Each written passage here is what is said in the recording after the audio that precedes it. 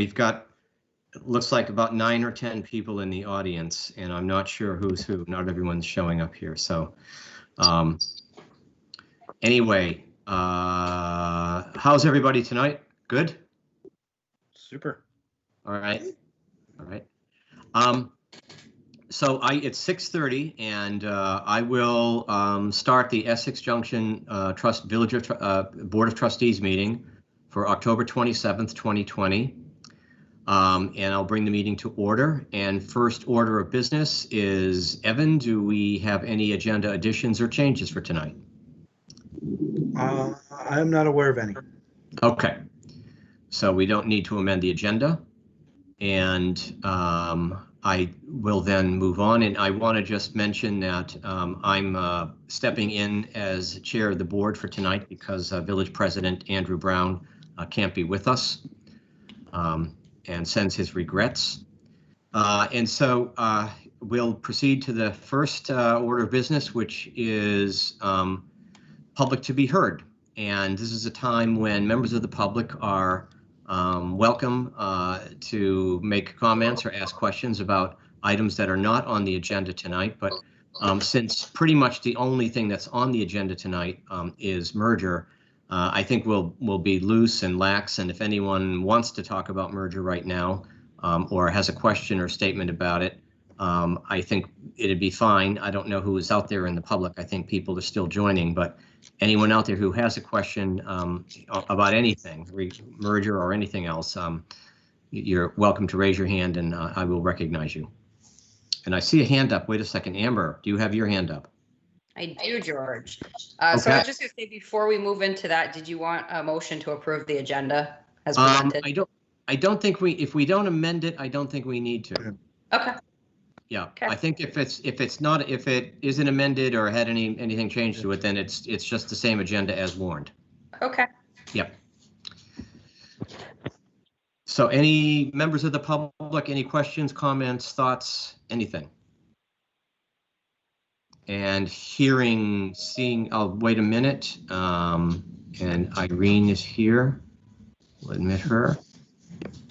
And I'll wait another minute or two, half a minute, to see if anyone has any other questions. No?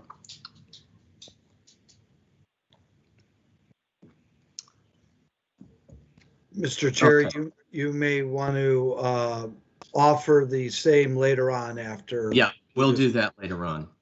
Okay, so let's move on to the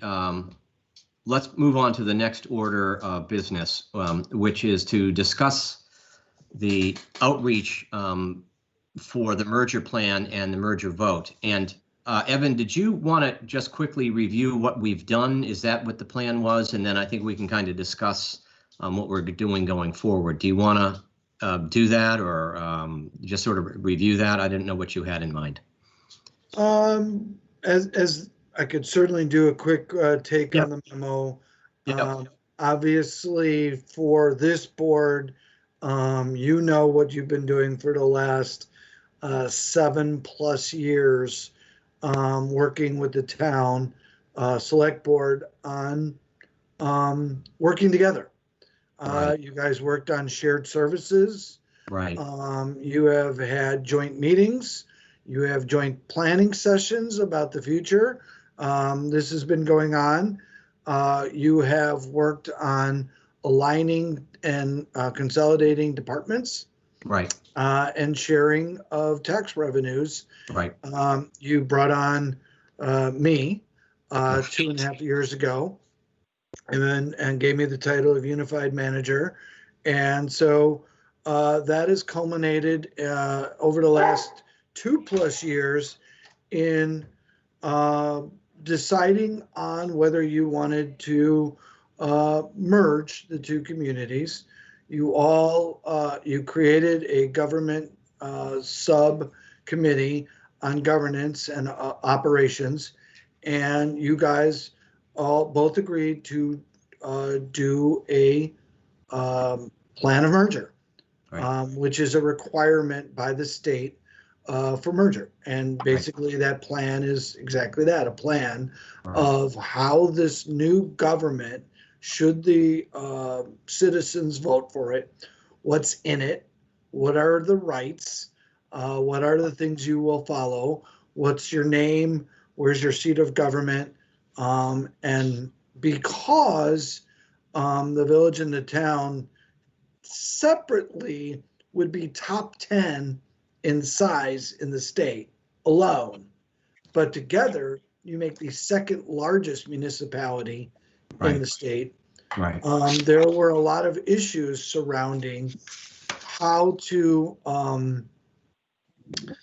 work in the taxation differences of the village and the town.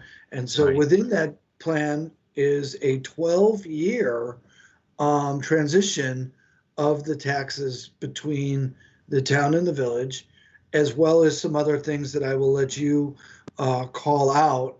Right.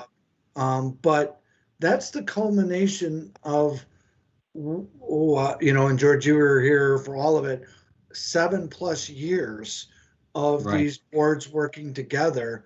And so tonight you're going to make this another presentation. You'll open it up for questions. And this next Tuesday, the village voters who have already started going to the polls, it will culminate in a vote, and it is anticipated that the town select board will put this item on an upcoming ballot in March. Right. So, And Evan, I saw the other day that you had an approximate count of the votes so far, of the village merger votes so far. I think it was like 2,500 or something like that. A little over 2,600. 2,600. Yes. Okay. And I can tell you, I check in almost every day, although I didn't today. We receive several hundred ballots a day. Oh, really? Both general, several hundred, general election and village merger vote. Okay. And I'm going to, just as a side note, Sarah, I keep getting people who are looking to be admitted, and are you the one who's admitting them, or am I supposed to be admitting them? I am, George, so that you can Okay, focus on what I won't do it then. I'll just shut up and listen. So I think one of the other things we want to just briefly touch on is our communication and all the efforts. And you see on the screen right now, the sort of list of all the things that we've done so far. I think we've tried very hard to reach out. We've used all the resources available to us. But one of the questions I wanted to throw open is what happens after, and I'm gonna make a hypothetical, little speculation here, and if merger is approved by the voters of the village, what do we do in terms of communication going forward? Because technically speaking, our role is kind of done.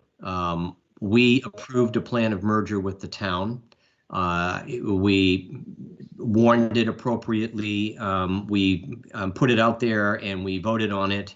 And so now it would theoretically anyway be entirely up to the select board and the town to proceed with putting their version of the charter in front of the voters, which includes village voters.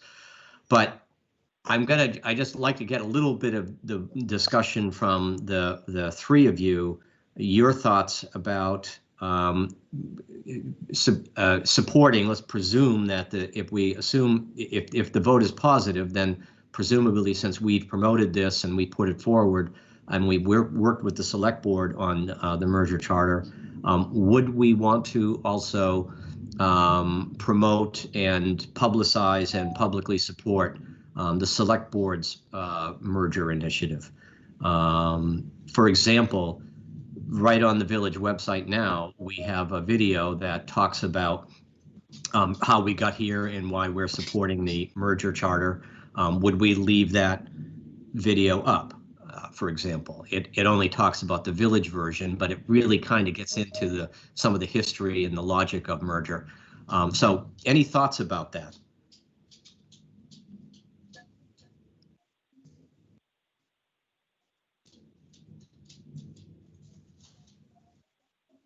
Raj. Raj, I think you're muted. Yeah, I was waiting for Amber to go, but she didn't start Okay. talking, so she just kind of. I think, I think, as you say, it is largely in the select board's hands, but I think we still represent the village interests, Right. and village voters and residents. So it might be a nuanced difference. Oh, you went mute. You went mute again, Raj. Sorry. It's this trackpad. I apologize. I think it might be a slight, maybe a nuanced, different approach that we take. Okay. But I think that, there aren't a lot of glaring changes between the two documents. There's one big Right. one. Right. And I think we still continue to make ourselves available, for discussion, to answer questions, to provide information. The select board has been present through this effort, this vote, and I think we do the same.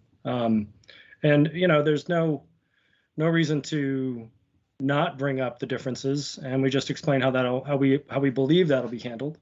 Right. I think, that's what. Okay. Good enough. Good. I'm glad to hear that. I just wanted to get just a general sense. And Amber or Dan, any thoughts about this, about moving forward? Do you agree, disagree? We kind of continue to lend our support to the select board, or is our role finished now? Thoughts? Dan? Yeah, I support us, pushing forward with support for the town plan or charter, change plan. Right. I mean, it's virtually almost identical to the plan we're going to be presenting to the voters here. Right. Basically, the one substantial difference would be representation on the board. Right. And I don't think that's insurmountable. And so, that being said, of course we should, help, to answer any questions people. I'm not going to tell people how to vote, but I'm just going to answer questions. And if they ask me, I've already told people, if they ask me, do I support it? Yes, I do support it. But make your own mind up, Okay. So, Okay. that's it. All right. Thanks. I don't want to put you on the spot, Amber. It looks like you're generally in agreement. I think if you were violently disagreeing with us, you'd let us know.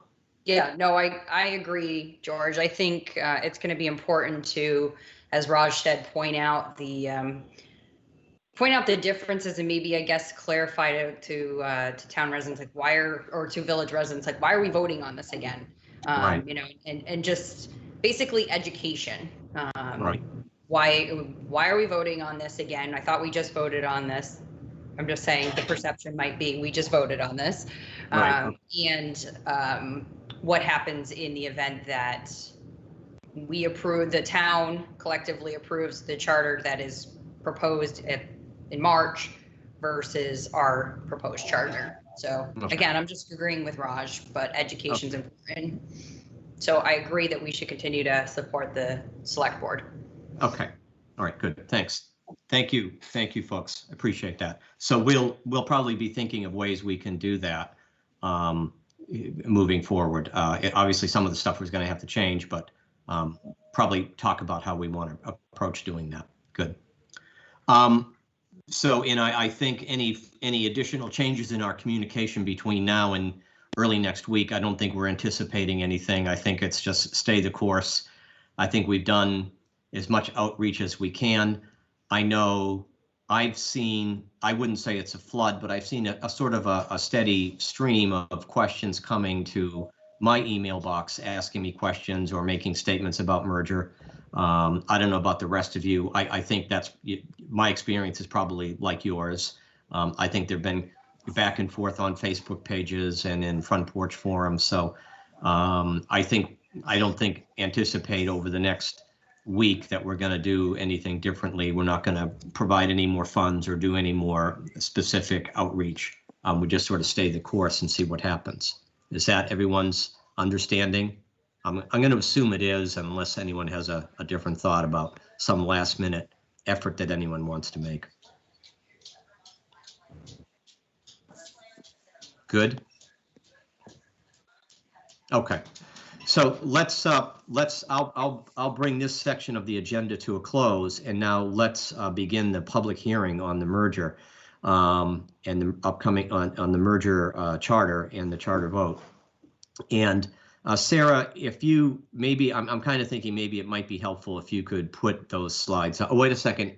I think Annie has a question, and I forgot to ask if members of the audience had questions. So my apologies to everyone. Annie, did you have something you wanted to talk about?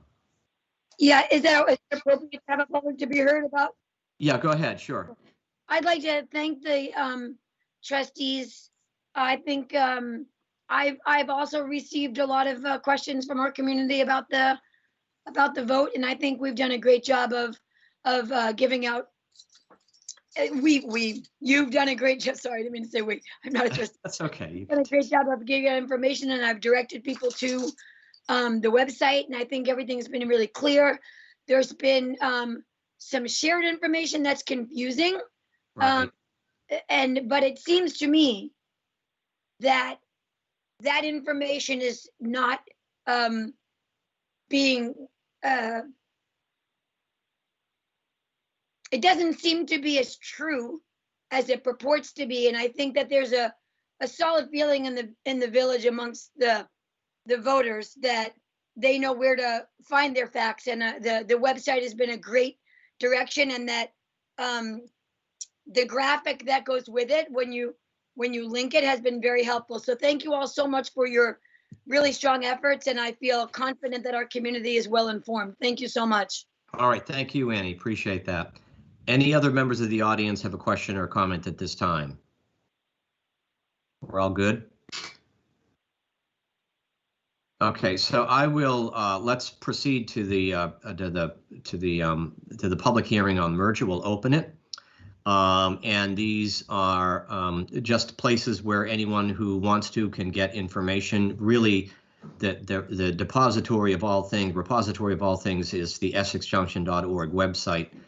It has a load of information and facts and figures and the history and all that. And you're also welcome to email any of us at our essexjunction.org email addresses. And so let's get on to the next slide, Sarah.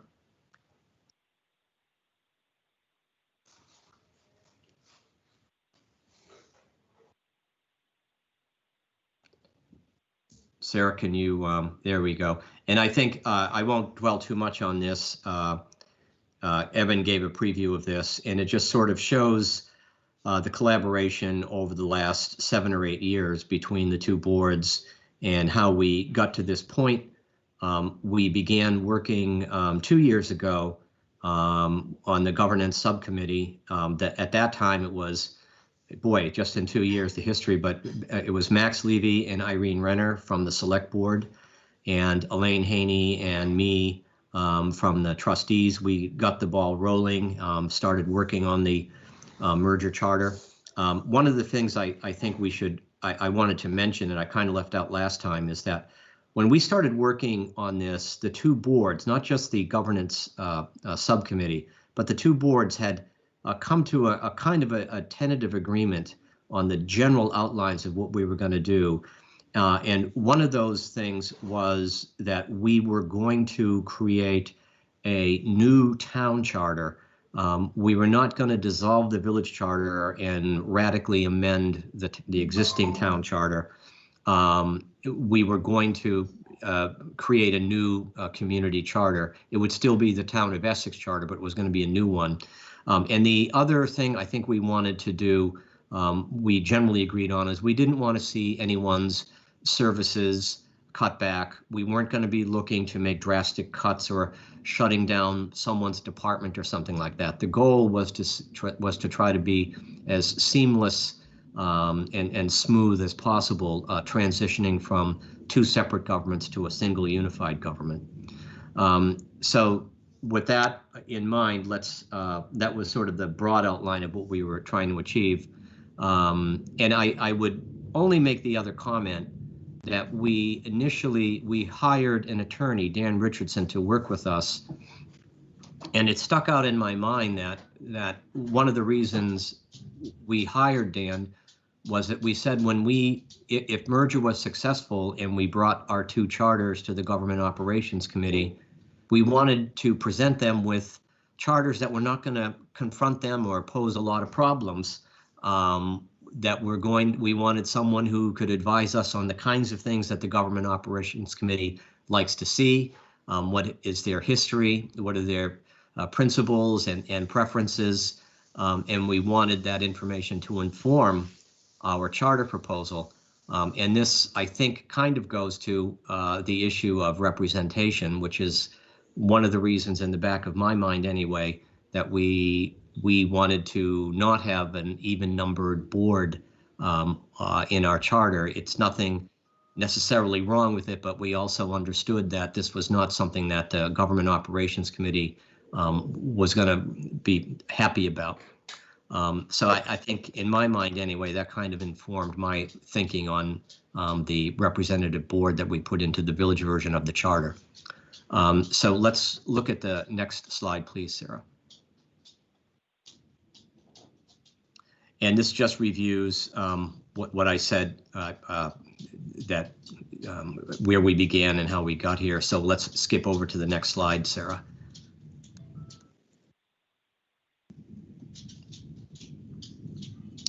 And the challenges for us, the main challenges were how to move the village's operating expenditures into the new town general fund without causing disruptive and unacceptable tax increases for taxpayers in the town. And we also understood going into this that the representative model, the elected board model, the legislative board model, was going to be a contentious issue. There were a lot of different ideas about what people wanted to see. There wasn't a lot of consensus. There were a lot of different thoughts about it. So this was going to be one of the challenges moving forward. So next slide, please, Sarah.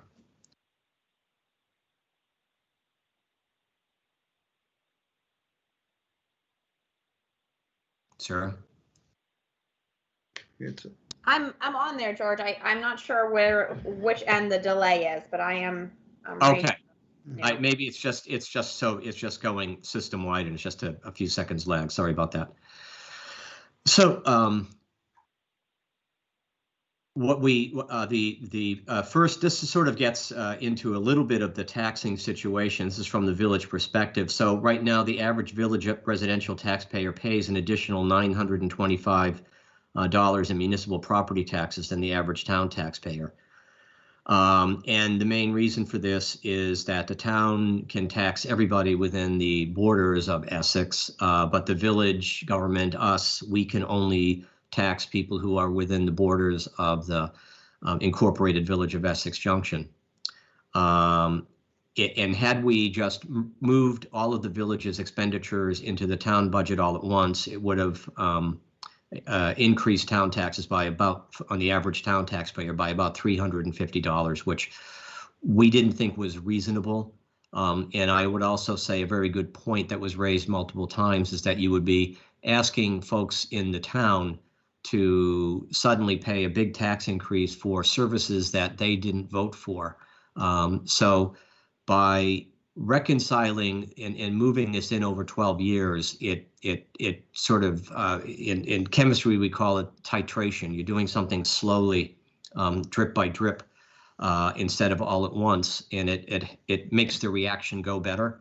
And it also meant that growth in Grand List would absorb some of the cost, and would also give folks in the town an opportunity to vote on some of these services that they would now be paying for. So we thought that this was the right way to go. Next slide, please, Sarah.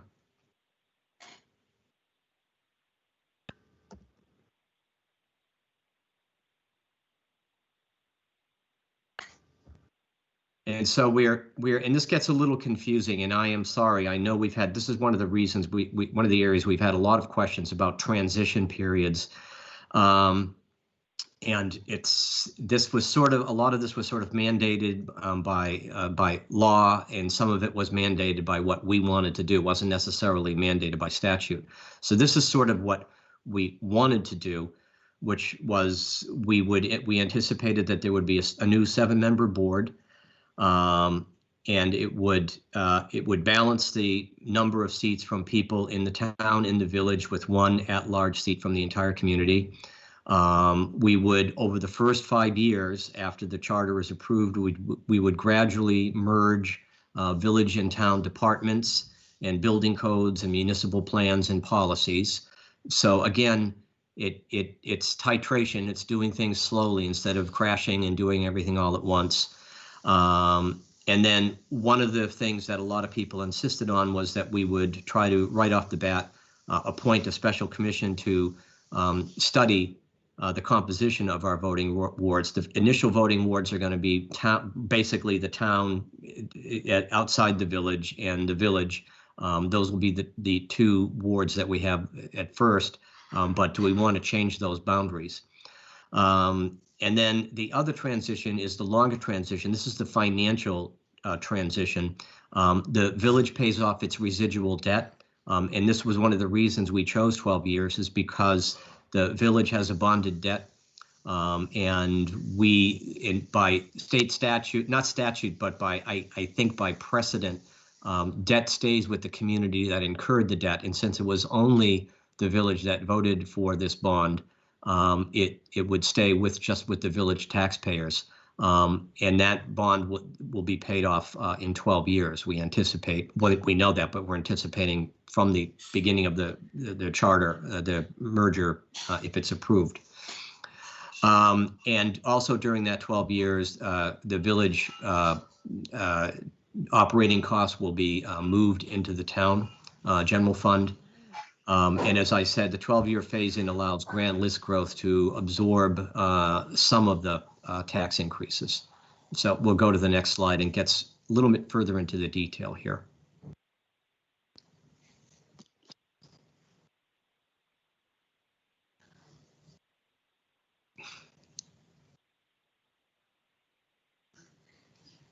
And this gives a little bit more of the detail of the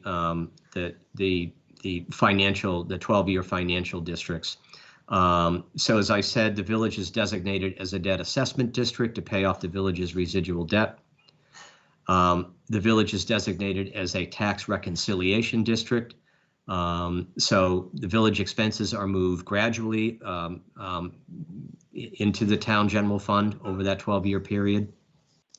One of the other things that this does, by the way, is that it takes some of the pressure off the, in my opinion, anyway, it will take some of the pressure off the newly elected board, because if village expenses had been moved in all at once, and town taxpayers had been hit with a large tax increase, there may have been some pressure right off the bat to reduce expenditures. It could have caused some political contentiousness on the new board. So again, this assures that people in the village that there's some continuity, their services will continue, and the money will be there, and there won't be a real political, anyway, urgency to do something drastic about anyone's services in the town or the village. And so the estimate is that the average village taxpayer will see something like a $35 per year decrease. Average town taxpayer will see about a $25 per year increase. I want to be clear, this has come up before. We routinely see in village and town budgets increases of $20, $30, $40 or sometimes even more than that. And so when we see these sort of typical annual increases as a result of from inflationary costs and contractual obligations, these increases will absorb for the village. It will absorb some of the tax decreases that village residents are likely to see. So I don't want to imply for anyone in the village that you're suddenly going to see some giant tax decrease. So, you know, you'll see maybe, depending on how our budgets go, maybe a very small tax decrease. More likely, to be honest, I would say what's more likely to happen is if you look at the typical overall municipal property tax increases that you've seen over the last decade or so, you'll see those will be slightly reduced. Those increases will be noticeably lower. That's what I would anticipate. Let's get on to the next slide.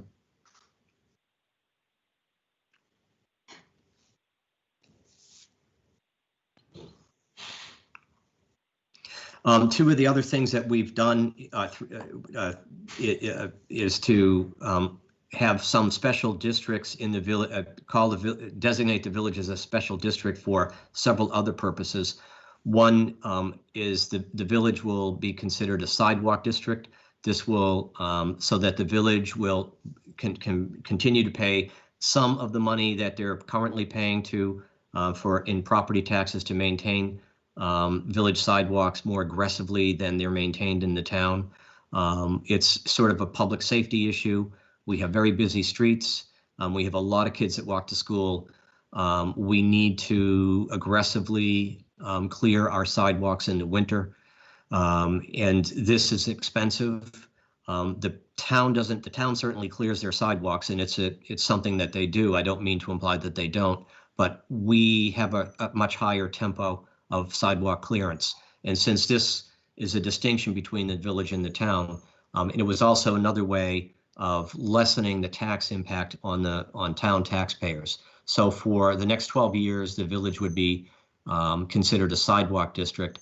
And the total cost of this per household is going to be relatively minor, a few dollars really. But we thought it was a good idea to put in there in a gesture of goodwill on everybody's part, compromise. Same thing, we said the village will be a capital improvement district. This will allow the new board to keep some of the village's current capital expenditures needs within the village. Excuse me.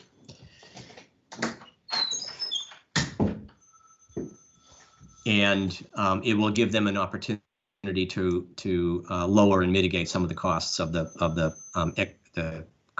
village to town tax shift.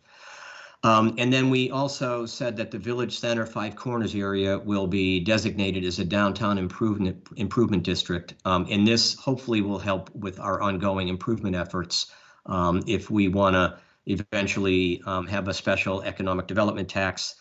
It may also help with maintaining and sustaining some of the incentives that we presently have to encourage growth. We have more challenges attracting developers and investors into a kind of a crowded and redeveloping downtown than outside of the downtown. And so this would give us an opportunity to continue those incentives to keep our ongoing development and revitalization efforts moving forward. Next slide, please. So the voting structure is that we would have town and village voting boards. Ward 1 would be the town, all of Essex outside the boundaries of the former village, and Ward 2 would be the village, and all of the current, basically all of the current village of the incorporated village of Essex Junction. We have it's within the capacity of the newly elected board to do boundary line adjustments, and we have a mechanism in there for how that in the charter for how that would be done and how often it would be done. It's necessary to do to account for population growth and population difference between one ward and another. State statute requires that you do that. So this would be the structure, and this is new. Right now, for people who aren't familiar with local government, both the select board and if you want to run for the select board, you can be from anywhere in the village and the town. You're not in any particular ward. And right now, anyone within the village can run for the board of trustees. So this is a novel change, creating two separate wards. But we thought it was one of the things we needed to do to sort of mitigate and satisfy some of the people who wanted to see make sure that there was still good representation, and that one part of the community wasn't overrepresented or underrepresented in the new government. We'll get on to the next slide, please.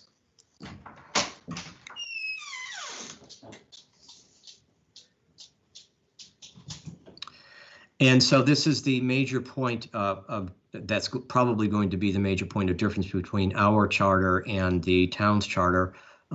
We wanted, as I said earlier, we wanted to follow the guidance of the Government Operations Committee and the precedent set by them, and not present them with an even numbered board. So we wanted to have an odd numbered board. There will be 3 from the village, 3 from the town. And there'll be 1 seat that will be community-wide. It'll be elected from anyone from the village and the town, and everybody in the community can vote for that person. I think it's pretty straightforward, so let's just get on to the next slide, please, Sarah.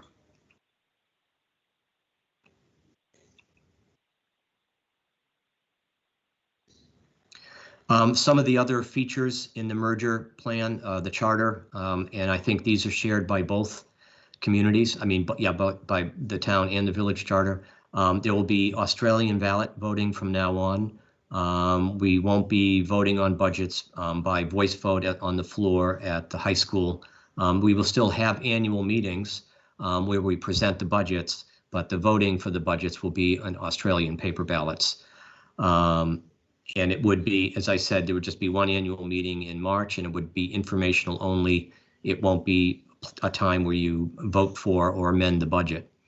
The name of the new community is Essex, but right at the beginning of the charter, we mentioned that the historic village of Essex Junction, which is now an incorporated village, will become an unincorporated village. And there are communities around the state that are former villages. The most prominent one we all know of is White River Junction, which is an unincorporated village in the town of Hartford.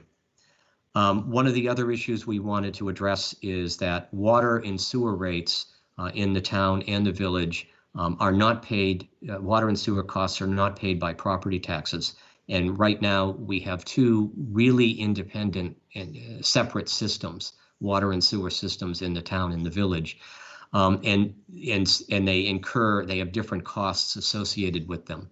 And so those 2 separate systems and their separate costs will be continued. Whatever the water and sewer rate costs in the town are now, whatever they are in the village, those will continue. In time, we eventually would see a consolidation of the water and sewer systems, but that's not anticipated in the immediate future. Next slide, please.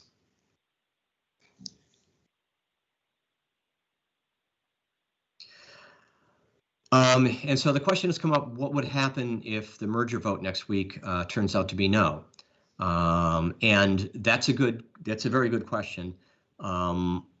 Chances are, we would then begin to try to figure out what voters didn't like about merger, what our next step should be. Unfortunately, it would probably mean that we wouldn't go. I don't know that the town would go forward with their merger charter. Both communities, by state statute, both the town and the village have to independently approve a merger charter. And if the village votes against this one that we put on the ballot, even if the town put one out and it was approved, it wouldn't matter. Merger wouldn't go forward. So the question would be, would we want to work with the town to revise and put out another village merger charter in the near future, or what? And so things are kind of up in the air, but technically speaking, if the village does not approve the merger charter next week, then for all practical purposes, merger would not go forward. So let's get on to the next slide, please. And if you haven't voted and if you haven't received a ballot by now, it may be too late.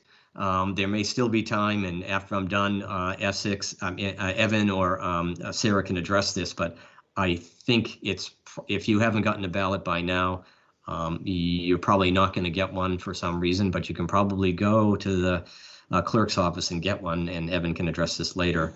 But we put this in early on to give people information about how they should vote.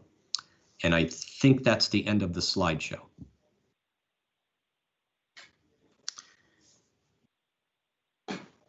And so I'm going to, first of all, ask any of the trustees if they have any thoughts, anything that they wanted to add that I left out. Nope. Everyone good? Raj, you good? Dan? I think so. Okay.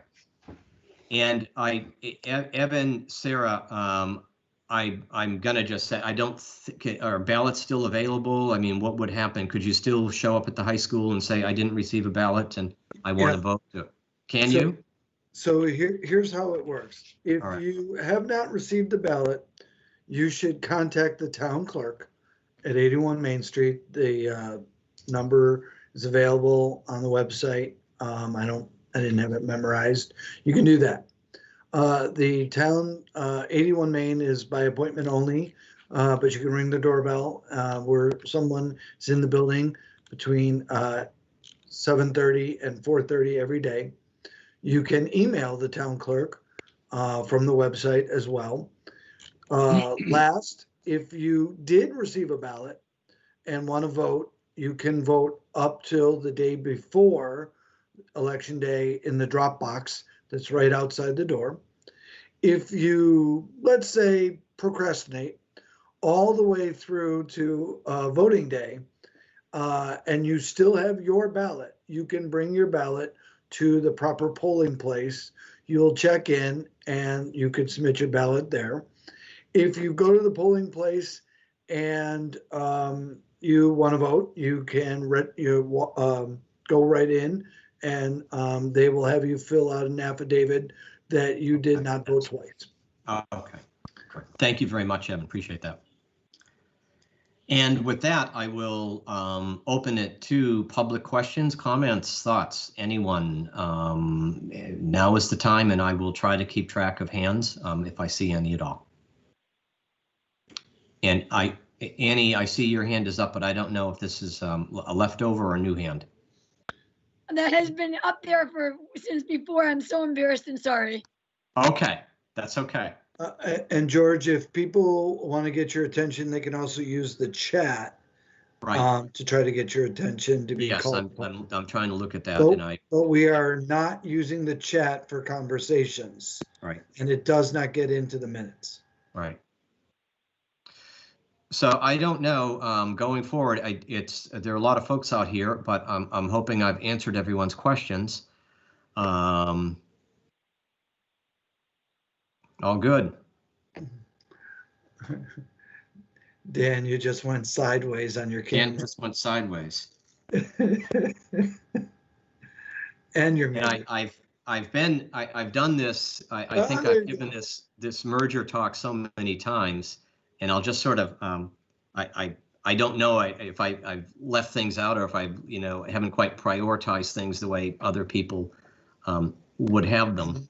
I do want to mention that, again, we're looking at, I think the town charter is very similar. I think there are going to be a few differences. We don't see them as major roadblocks. And I will, since we're not getting a lot of hands right now, but I would like to put out there, ask the trustees and the public can hear our debate. I had said that one of our concerns about the board structure, about having an even numbered versus an odd numbered board, is that we really didn't want to present the Government Operations Committee with an unorthodox or an unprecedented request in our charter. That was, in my mind, the main reason why we went with the 3-3-1 model.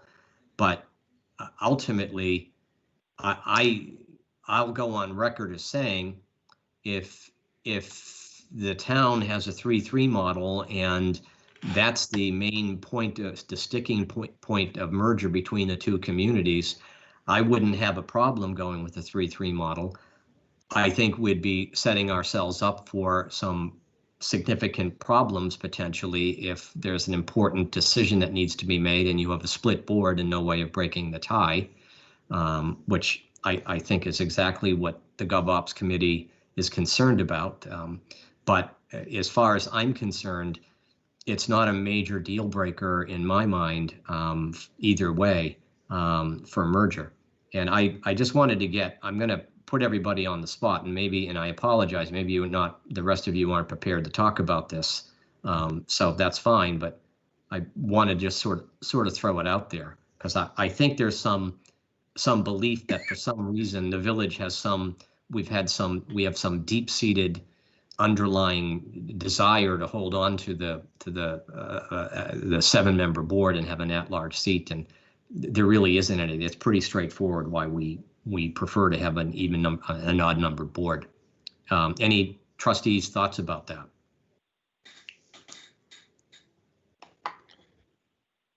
Good. I've got a couple other questions for you, George, and yep, please. you know, since people aren't really asking, maybe they'll watch this later.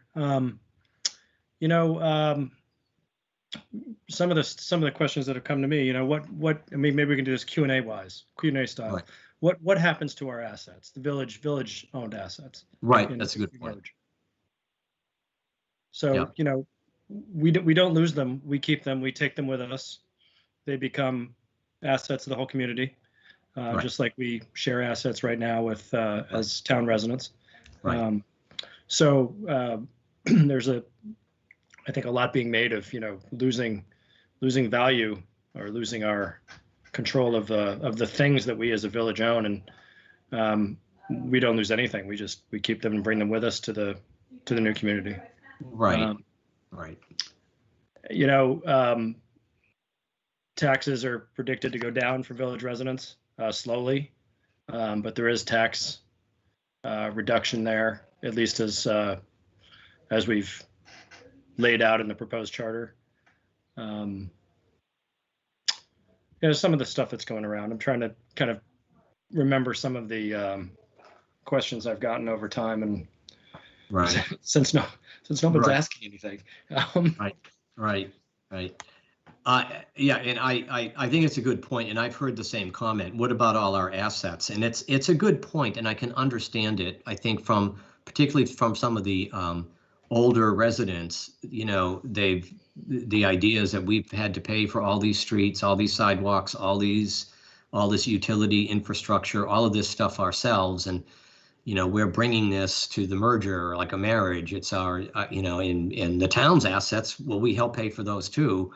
So there is that. But on the other hand, really, how important is that argument? What are we going to do with our streets and our infrastructure if we don't bring them to the merger with us? I think we all use them anyway. People from the town use them. I don't, but I can kind of understand the argument, but we're not losing anything. We're bringing everything with us, and we're just sharing it with the rest of the community. It's I don't think that's a big issue. And you know, remaining bond debt, right? Remaining bond debt stays with us. Right. We're not bringing that. There's nothing that we're bringing to this that the town is going to need to assume. No new expenses in that sense. Right. Our sidewalks are still going to get plowed the way we're accustomed. Right.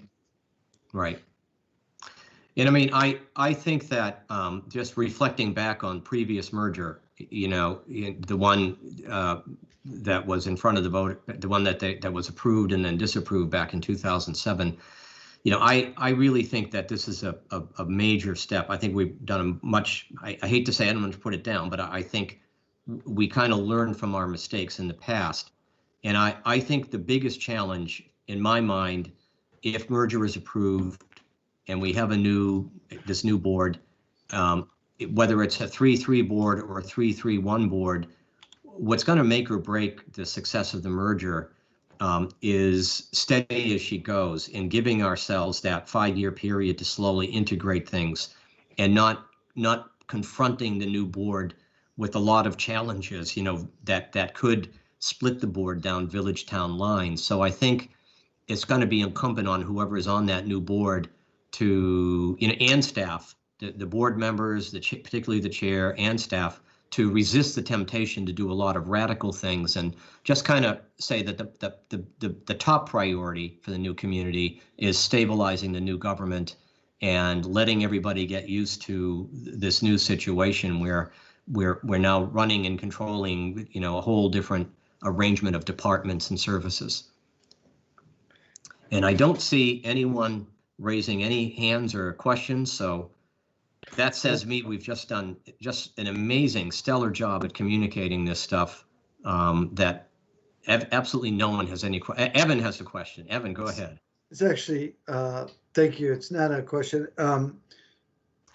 Maybe George, you can address a couple things. Yes. The terminology that's in the plan of merger, where we call it, we're saying it's a tax reconciliation district. Right. Can you explain what the flowery language is and why it's, and I'll give you the softball because that's the way the state wants it to be named. Yes. And then the second part of explain the state's government ops committee's role after the vote. The first one is we hired when our legal counsel, Dan Richardson. From him, we learned that you have a lot of, you can call things districts as long as you've got some logic for backing it up, as long as there's a real valid reason. So when we said sidewalk district, tax reconciliation district, debt repayment district, you can declare a part of a community, a smaller section of a community within a larger community, a special district for lots of different purposes. And so when we first had these ideas, we put them in writing, and on behalf of the governance subcommittee and the two boards, the select board and the trustees, we put our ideas for creating these districts in writing, and we presented them to the Government Operations Committee and to the Legislative Council and to the Vermont Tax Department to make sure that they were okay with us declaring these districts, the village a district for these purposes, and they indicated that they were. So that's one of the, as I said before, one of the reasons we hired legal counsel was to give us this kind of advice and make sure that we wouldn't be putting anything in the charter that would be confronting or challenging the GovOps committee to do something they weren't comfortable doing.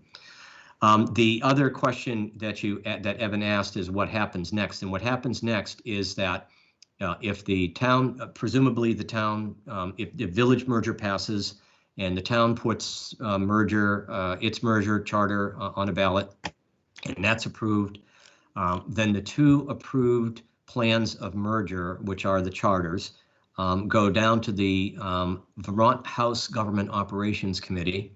That would be in the middle of, presumably in March of next year. And there would probably be some differences between the two versions of the charters. And at that point, they may just reconcile them themselves. They may ask for representatives from the village and the town and staff to go down and work with them on reconciling them. It's not absolutely clear what would happen. There are a couple of options. Chances are, if there aren't too many big differences, they would reconcile them, figure it out, and then we would be a merged community. The new merger charter would take effect.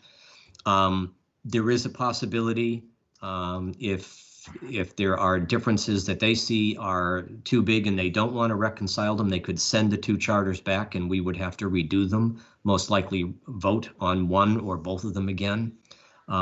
So it's still a bit of an unknown. One of the other things I want to mention is that if everything goes according to plan and the two charters are approved and then approved by the Government Operations Committee and the new community charter takes effect, that would be, March or April or maybe May of next year. But by that time, we will have already voted in the village and the town budgets for the existing Village of Essex Junction and Town of Essex. And those budgets are good for the following year. In the meantime, even though we have a newly chartered community of Essex, there's no money to operate this community. So this is why we talk about transition periods. This is sort of I don't want to say it's legally mandated, but it's kind of legally necessary because the timing is off for budgets and legislative approval. So we would have a transition year while we continue to operate the two existing municipalities essentially as they are. And then we also begin to get this to ramp up and begin to get a budget ready for this new community that we'll be rolling out. We'll be presenting a budget for in January of the following year, and presumably that would be approved, and we'd have money for the new community and then take the whole thing forward. So there's this kind of hazy, uncertain transition period of going from existing communities to the newly merged community over the course of a year. And I see Betsy Dunn has her hand up. Betsy. Thank you, George. Yep. When you have a merger, usually with a merger, there are efficiencies that result in cost reduction. There doesn't seem to be any of that in this merger. Right. Well, yeah, I can only give you, as I said at the beginning, our goal at the outset between the two boards was to maintain current service levels, not shut down anyone's fire department.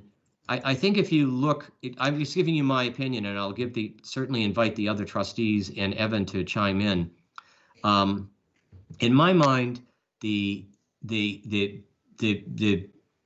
duplication and the most obvious area where we could have reduced some costs, we did that probably back in 2015 when we consolidated our two administrations.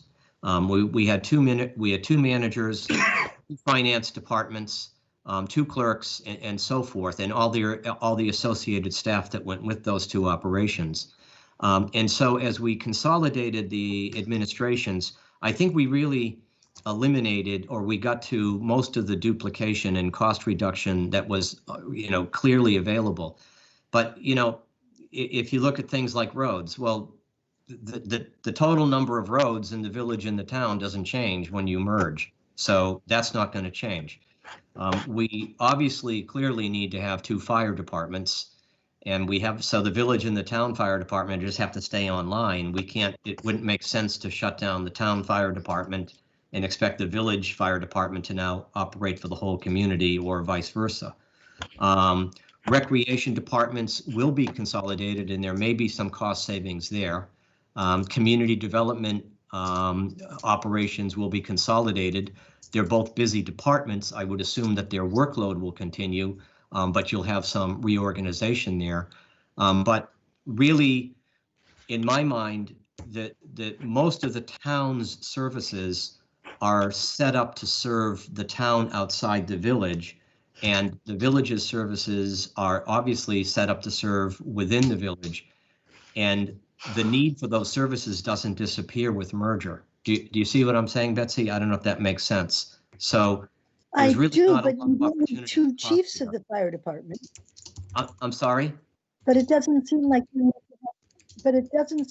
need to have two chiefs or two head librarians. You can have one head librarian, Well, one chief who oversees both of those district firehouses.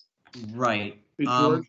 Yes, It yes, seems go like ahead. you would reduce No, I hear what Betsy's saying, and I agree with her, but I also realize that it's going to be, it's a transition just as much as anything. Things will evolve, and it's not to say that we're going to have two chiefs forever. This is the first step. This is codifies the consolidation efforts to date. So it's been MOUs up to now, which could be end at any time. But this codifies that, and it also presents, opportunities moving forward. And there's conveniences that you really can't quantify the value of the convenience. Just like the single tax bill for the residents of the village, it's been nice because up prior to, I don't know, 3, 4, 5 years ago, whatever it was, I would get a tax bill for the town, I get a tax bill for the village. Now I get one tax bill. I go to one municipal office to speak with municipal manager or staff, or what have you. There's certain conveniences that come with it. The people in the town outside the village who have I was on the Rec Advisory Council for many years. They've questioned why they can't get into the programs sign up for them as early as residents of the village. Well, it's because it's the village's rec programs. Now, people from outside the village have equal opportunity to all the services village residents had previous to that. So there's conveniences. It's hard to quantify and put a dollar. This is where you're saving. It's hard to really put that and explain that to some people. Okay. Okay. Okay. Any other, Annie, once again, I see your hand is up. Your hand is really up, Annie. Okay, go ahead. Yes, my hand was really up. Thank you. All right. I appreciate I have two things to say. I appreciate what Dan just said because I also agree with Betsy Dunn. And I agree that Dan made a perfect, succinct sentence that it codifies the consolidation to date. And this is the next step. And Betsy, I think we all want the kind of thing you're talking about. And that's what's been worked on till now. So I appreciate both Betsy and Dan's statement. George, I remember hearing quite a few times, well, not just George, the trustees, but I directed to you, right? No, I directed to Andrew, who's not here, so yes, you. Okay. Sorry. I heard a lot of people feeling some confusion about the different ordinance. So for example, there's one ordinance for dogs on leash in the village and one ordinance for the town outside the village. And there's a shooting ordinance, a gun ordinance. And as I understand it, if I may, as I understand it, we're not going to change ordinances right now because as the ordinances currently are, Right. they speak to the way that those spaces are set up and everything that we talk about merger. None of us are trying to make all of the town the village or all of the town. Just want to create a multi-layered feeling about all the gems that we are and make sure that we're looking after all the things that we love and protect the pieces that are important. Am I correct? How does that work? Yes, that's correct. And in terms of ordinances, let me give an example. The town, I mean, the village has has a gun. You just can't simply discharge a firearm anywhere in the village. We're just too small. It's too crowded. There's no safe place to shoot a gun in the village. The town has a gun ordinance where you can shoot that applies to some areas of the town, but not others. And it's absolutely reasonable and acceptable legally within a community to have ordinances that apply to one part of the community, but not another. And I anticipate that that's really what will happen. Because the village has more dense development, really, if you look at the difference in our ordinances, it has to do with the density of our development, the density of traffic on our streets. So those ordinances that are more restrictive within the village will stay in place. And I don't see, we discussed this with Dan Richardson and we didn't see a really big issue over this going forward. I don't think there'll be a lot of contention over it. It's legitimate and acceptable to have ordinances that apply to one part of the community and not another. Sure. I want to mention one more thing. May I? Sure. Thank you for that answer. I appreciate it. And that is that I as a village resident value deeply the components in the village for where I'm a resident, and also for the town, which is also the village, and also the other things. And so I am a little confused by the kind of anxiety that seems to exist, that people have this sensation that one area or the other wants to superimpose the idea of the functionality and the growth on the other, because I think the beauty is in the multi-layered diversity of what we exist as. And I, for one, I understand that we all value that.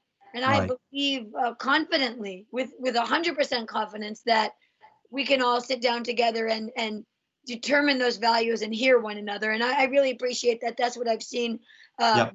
both boards do for the past year or two or more, and that you continue to do so. Thank you so much. Right. Thank you, Annie. Good comments. I just want to, and I've got another hand up, but I just want to mention one thing relevant to Betsy's comment. And I looked at two other communities in Vermont that are our size, and just to get an idea of cost savings from merger and so forth. And South Burlington this year, their budget is a little bit over $24 million. And they are slightly smaller than us in population. And Rutland, their 2020 budget is $21 million. Our combined village and town budget, if merger is successful, will be $19 million. So we're, relatively speaking, for the state's second largest community, we're a pretty efficiently run community right now in terms of taxing and expenditure. I know a lot of us don't feel that way, but relatively speaking, we are. So that I just wanted to present that, that going forward, we're in a pretty good place financially. So I think I saw a couple of other hands in. John Rowell. John. Hey guys, thanks for the presentation. A lot of good questions answered. Yeah. I may have missed it, but we go ahead and we vote the merger through, and the town outside the village doesn't. And maybe I missed it, but what is our next step? We have a plan B, or is that going to be developed, or would it be developed? If the village votes in favor of merger and the town votes no, is that what you're asking, John? Yeah, that's what I'm asking. Oh, okay. What would happen is that then there would be no merger. First of all, it would be dead in the water, so to speak. And I think that what all the trustees are saying now is that we really feel very strongly, and one of the things I've learned over the last 2 months when we've been talking about this is village residents feel very, very strongly that they want tax equity. They want tax fairness. I know we keep hearing about representation fairness and equal representation, but I know village residents they want tax fairness and tax equity. So I think that would be a major issue that we would then bring forward that would have to be resolved. And I don't want to say what the next step would be, but if the town rejects merger and we voted in favor of it, that pretty much limits our options. Clearly the town would be saying merger, we don't want to achieve tax equity that way. So we would have to look at other ways for moving forward with tax equity. And I don't think I can say too much more about it at this point. So the S word. Well, I don't want to say the S word because, that's a traumatic separation between the village and the town. Let's not beat around the bush. That would be a very traumatic, It's a volatile term. politically challenging thing to do. So I don't necessarily know that I don't know that we'd automatically go that route. It would certainly be within the conversation, I'll put it that way. But there might be other options for achieving tax equity. All right. Thanks, George. Thank you. And I don't want to, and other trustees, if you guys, please, if you've got comments or thoughts about it, jump in. Dan, did you have something to say? I was just gonna, you pretty much said what I was gonna say. I mean, if the town outside the village or the town as a whole, I should say, I mean, obviously, if the village votes for merger and the town outside the village or the town as a whole votes against it, more than likely that vote is representative of the opinion the majority of the people living outside the village don't want to merge with the village. So I think there's need for change. And as we've said, I've said since I've been a trustee, the status quo is intolerable, and the status quo will not continue. If I have any say in this matter and I can push this forward, the status quo is the reason this has been coming up for 60 years, over 60 years. So it's ridiculous. So, and if the people outside the village don't realize it, the tax implications, I think Sarah was pretty good about doing presentation, the impacts of separation as opposed to merger. And I think merger is the way to go personally for me. I'm not telling her to vote, but I think they should really think about it.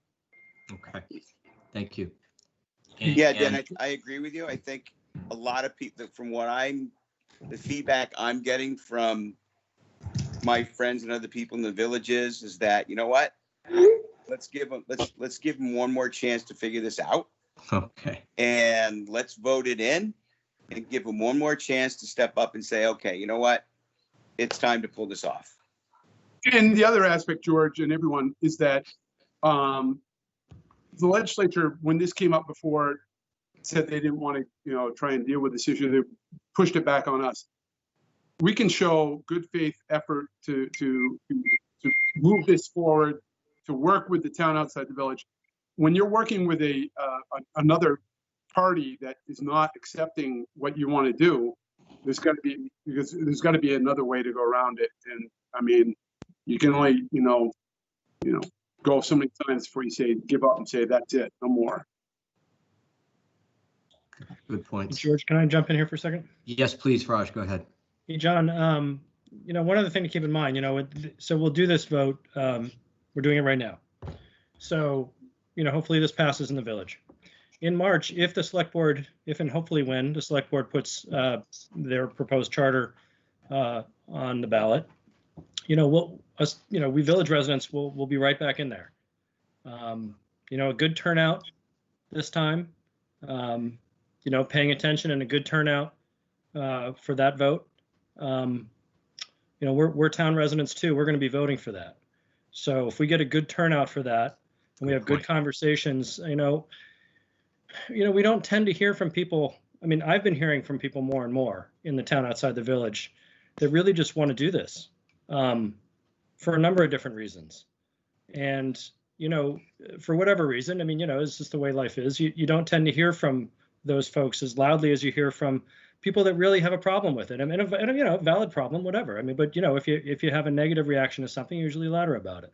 So I think it's got a good chance. I think we all feel that we wouldn't have spent this much time, an enormous amount of time. Yeah.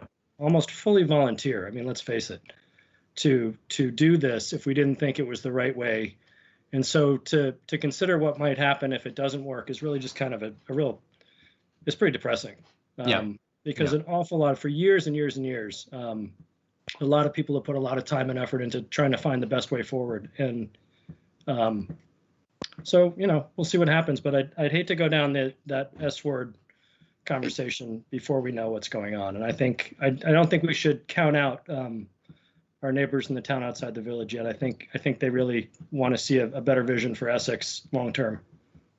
And I totally agree. I think as a lifelong member of a resident of the village, and this is maybe 5 or 6 that I've been through, I think this one has the best chance of passing of all of them. I feel good about it. Okay, good dialogue. And I want to add that we've since we've started our consolidation, and particularly with our administrative consolidations, we've saved total in combined community, village and town, over $3 million. So there have been efficiencies. I don't have all the numbers and the facts and figures right in front of me, but I do go back to what I said about other communities our size in Vermont. We're a pretty efficiently run community, and we've already shown that consolidating village and town services saves us money. So I think there's going to be strong arguments in favor of merger, and I think also the details that the districts we put in, combining expenditures gradually instead of all at once, giving people in the town a chance to vote and participate in village services and voting for and helping shape village services will give them a sense of ownership. So I think, I think we really stand a very good chance of setting the stage for creating a really new and strong community. So I feel good about it, but we've been, you're right, Joan, we've been down this road before, so we never know what's going to happen. But hopefully the efforts that we've all put into this starting back in 2018 will pay off. We'll see what happens. I see some other hands up. And John, did you have any, are you done? Are you good with your questions? All set? And Annie, you have another hand up, or is that left over? I would like to put my hand back up, but not if I'm not allowed to, or I've done No, too you can put your hand back up. There's no one else has a hand up right now, as far as I can see. John, I really appreciate the conversation you all just had, and I agree that it feels very much as though people are prepared to grow together. I think collaboration and community are so valuable, and I think that we are not only capable but are just we're all around a beautiful community. I heard the S word said before. And I know that there is something floating around called, I think it's called separate and share. And I'm not a fan, and here's why. To me, we might as well just do what we're doing now. It's the same thing. So separate and share and status quo are the same. And I'm disinterested in putting any energy at all towards putting something on a ballot to just go to that, because that's just another version of what we're already doing. So I just want to clearly say publicly that status quo is a far more sensible solution than separate and share, because it doesn't make any sense. That's already where we're at. And so I believe in merger. I believe in Essex. I believe in us as one community, and I'm so grateful for all this discussion. Thank you very much. Thank you, Annie. Any other questions or comments from members of the audience? Everyone good? Trustees, any closing thoughts? Because I think we can wrap up the public hearing at this point, and I think the next time we meet, we'll know whether our efforts were paid off or not. Okay, so hearing none, I will declare the public hearing on merger closed, and I will proceed to the next. I think that's, I'm not sure what else we have here. I think our next piece of business is, do we have any, do we have a consent? We have a consent agenda. We have a consent agenda, right? And so do I hear a motion on the consent agenda? So moved. Second. Any further discussion? All in favor? Aye. Aye. Aye. Okay, thank you. And I think in terms of reading file, any Evan, did you have anything in particular that you wanted to? Yeah, if you don't mind, Annie, Yep. Are you still there? I'd love if you indulge, give Annie 2 minutes on out and about. Okay. 2 minutes, Annie. 2 minutes, the 2-minute warning. Okay. 2 minutes, but oh, I might cry. Oh, Evan, you caught me off guard a little. Of course I did. Honestly, You're cutting into your 2 minutes. Did you? Out and About in Essex was a glorious success. And it was successful on so many levels. And it speaks to the gift of community in ways that are just really beautiful. And the ways I see it speak to community are, number one, that idea that Robin Pierce brought to the trustees during the summer, then the trustees agreeing to the $10,000 grant, then that going out into the open and outside and that happening, and then Vermont recognizing the beauty of that event, and then Owiso from the town staff and Robin from the village staff simultaneously applying for the grants, and then the grants coming together, Owiso and Robin coming together, Evan creating a team of people from all departments, from both staff and village, that worked together to produce an event that brought our businesses, our residents, and to watch Public Works come together. The head of the departments came together. They all met together to watch the detail and organization of all of Public Works, to watch the detail and organization of all of the rec department, to watch the detail and organization of all staff within village and town work together, while our entire community worked together and all the businesses in the village and the town worked together, was an extraordinary thing. Evan, I didn't really hit my points because I got too excited. Okay. George, George can grant you an extra minute if you Oh, wish. give me a minute. So for me, what I see is I see a hardworking staff. I see people up late, working hard.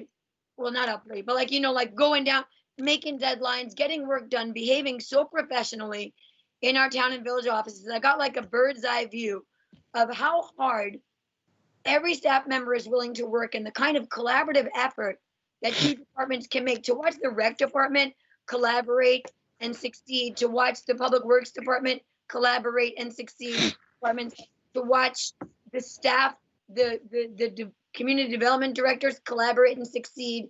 Like, just watching that happen was beautiful. To watch all of our residents come together to get their vouchers and go out to the entertainment.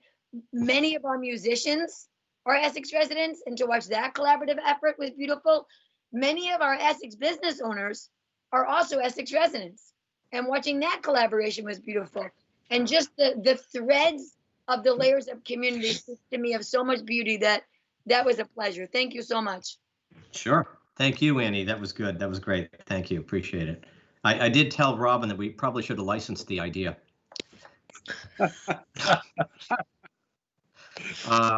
Anything else? And Evan, I think we've got one or two hands here. So I will take a audience question from Brian Sheldon. Yeah, I just want to say much of the collaboration was for the Out and About in Essex was due to the hard work of Annie Cooper. So thank you, Thank you, Annie. Yeah, good job, Annie.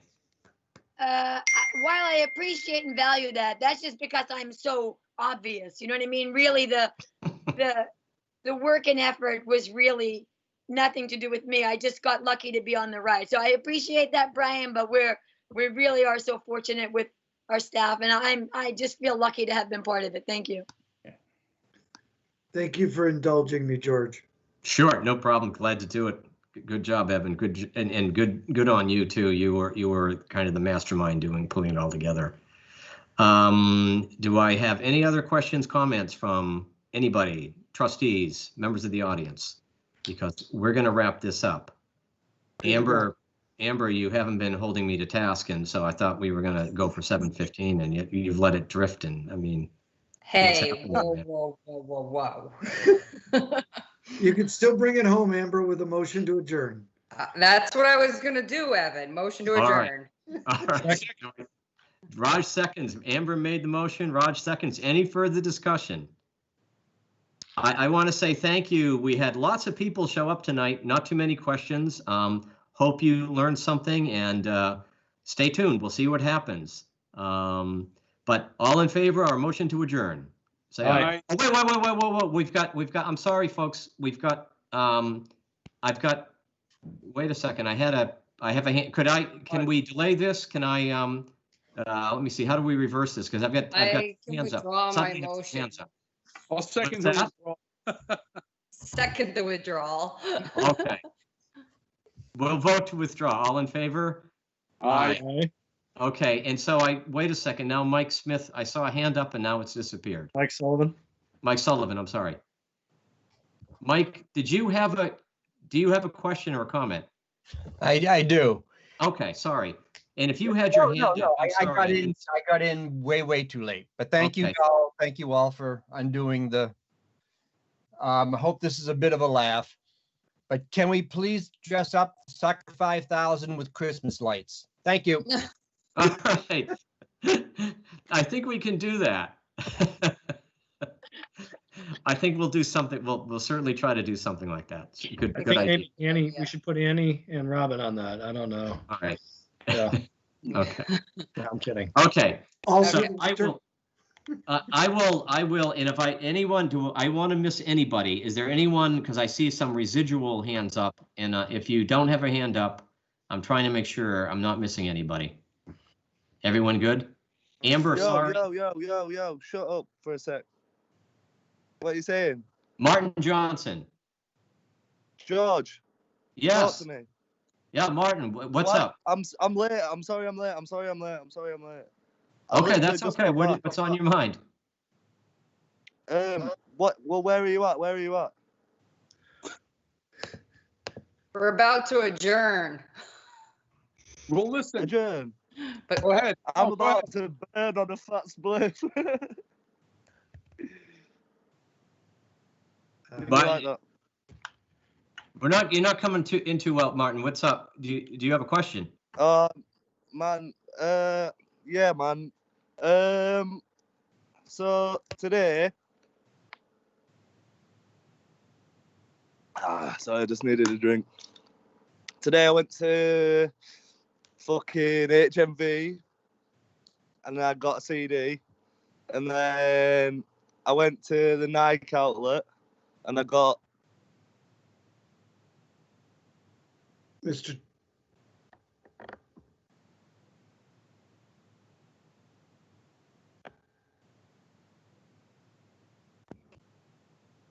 Evan, I think you. George, you're muted. Yeah. No, I'd appreciate it if you don't mute me. I'm trying to talk. So I got these socks, and they were £2.50, and Martin, can I interrupt you? I think you're at the wrong meeting. This is a government committee meeting, and we're really, unless you have a question for us about the merger or something like that, we're gonna have to adjourn the meeting because we've got a lot of folks waiting to leave. And sorry about that. I'm gonna resurrect Amber's motion to adjourn. Okay. wait a Do I hear minute, a that's second? my job. Okay, I withdraw. I withdraw. I renew my motion to adjourn. Okay. Raj? Second. Okay. Any further discussion? yeah, what does that mean? No. Martin, I think you might be in Essex, England. Well I'm done. not sure. Essex, England. Yeah. You might be in the different Essex. Anyway, all in favor? Yeah, what's up? Aye. Aye. Aye. Aye. Aye. All right, Martin. Good night, everybody, and we'll see Night. you in a week or two. Bye-bye.